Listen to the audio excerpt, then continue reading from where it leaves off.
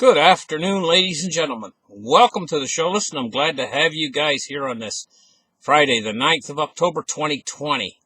And let's get the charts open right here and take a look. You know, right now, right this minute, they're probably every word that you write on social media.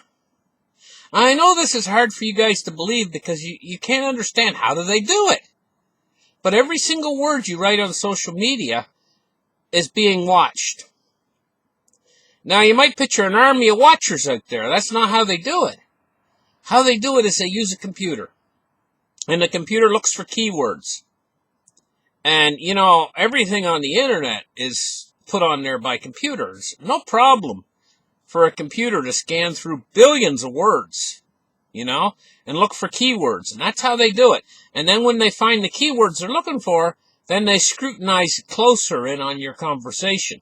So a billion words might go through the computer, right? And just one sentence might come in as keywords, and then they bring an actual person in to take a look at what that is. That's how they do it, you know. It says, your social media is probably being watched right now, says new surveillance report. And this is from Forbes magazine. And it says the automated tools to enable mass surveillance of social media accounts is spiraling out of control. So they're going to cover everything. They're going to know every word you type. You know, you better start thinking before you even type words, you know.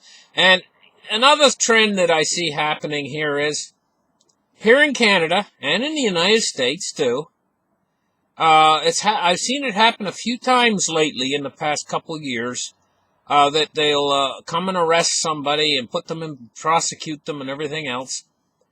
And the person hasn't committed a crime, but they say, well, they intended to commit a crime. I've seen that happen a number of times. And, you know, this is how it starts. They start very gradually with something like this, where they charge people and they convict them, and they make sure they have lots of evidence that the person was actually going to do what they say they were going to do. And after that becomes established in the legal system, to the full extent that everybody accepts it, then what they do is they make it so the evidence doesn't take quite as much evidence, you know, maybe just a word they said or whatever, you know, and they can put away people that they don't like, you know, and it's accepted then at that point. And then later, they can accuse you for even thinking it, whatever it is, and you might not have even thought it. And, you know, and I mean, this goes back to the Inquisition. You know, it's like the Inquisition. And this is where they're heading, but they're doing it slowly.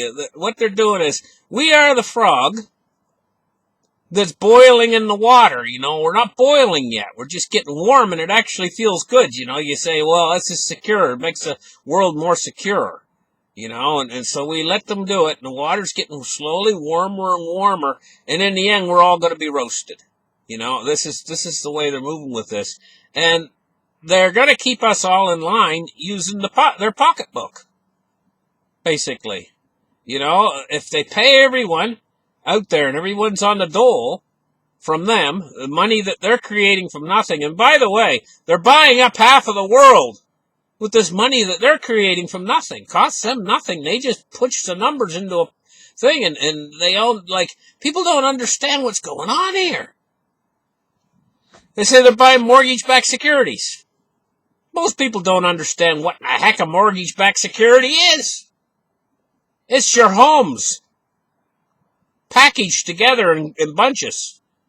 They're buying up all your homes. You know? And soon they're going to start taking over the banking system. They're going to have everyone have an account with the Fed. Why on earth are you going to need, once they get this new Banking for All Act in, why are you going to need your local bank anymore? You're going to have a direct line with the Fed. You know, and this is control, because they can cut you off just as quick as they put you on. And if you're on the dole, what are you going to do about it? You're going to starve. You know, this gives them ultimate control. Where are we going? We are going into some dark place right now where there's constant surveillance of your social media and everything that you do. And, we're heading toward a dark, very dark place, a very dark time in human history if something doesn't happen to turn this all around. Let's get a look at the gold price today. $19.23. It's up $29 today. And, it's unlimited to how high gold can go. Tell me where the limit is with them printing unlimited amounts of money. So what they're doing is unlimited. They're printing unlimited amounts of money. And they've basically told all of us out here that there's no limit to what they can do with this, how far they can go. Whatever it takes, basically.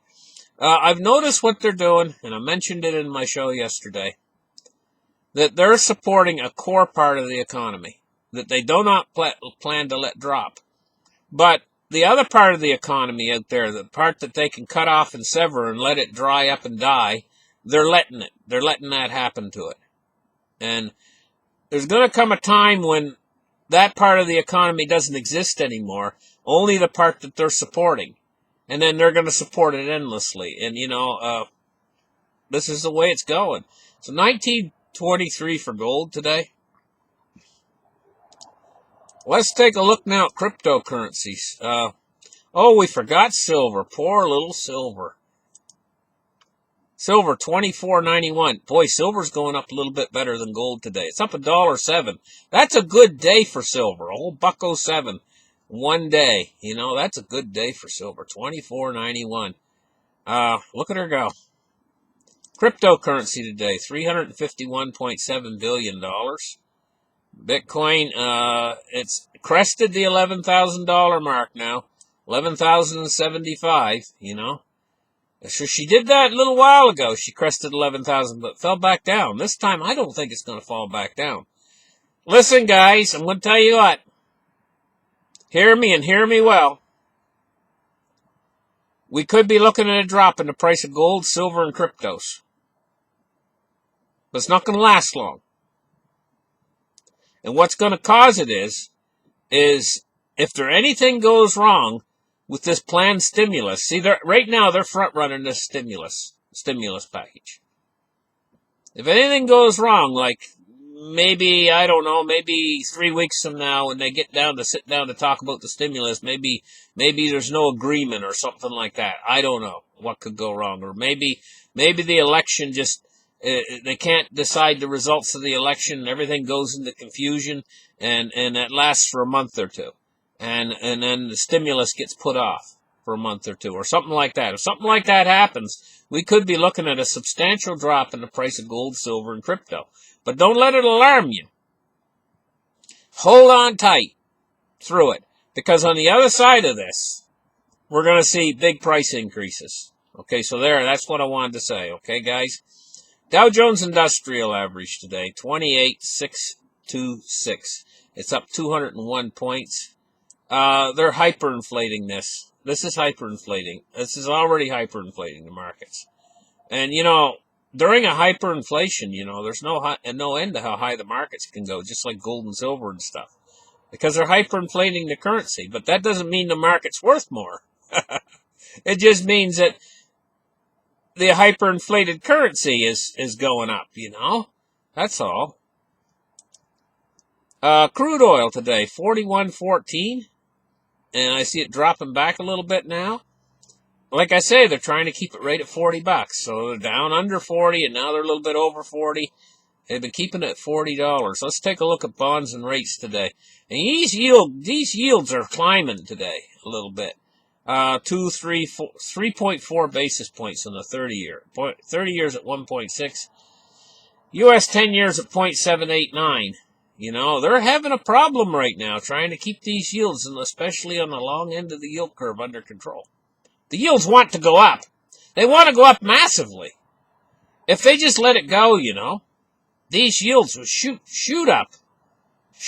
They would shoot up, these yields, and they would go really high, really fast, and it would destroy the system. They can't allow that to happen. If they have to, they will do yield curve control all the way out to the 30-year. And they will keep these yields low if they have to. It doesn't matter to them how much money it takes. Money is to them, making new money is like, it doesn't bother them. It's just part of the game, you know. Let's take a look at our funny picture today. He's a cute little puppy, and I'm going to tell you what. Looking at his eyes and stuff, and his expression on his face and everything, he's going to grow up to be one heck of a smart dog. That's the puppy to pick. If you're out there picking puppies, look for a puppy that looks like that. Bright, intelligent, you know, has nice eyes. That's a nice puppy right there. Anyway, let's take a look now at the U.S. dollar index. You know, we're seeing the dollar drift down today, and it's drifted down quite a bit. It's heading toward the 92s, to tell you the truth.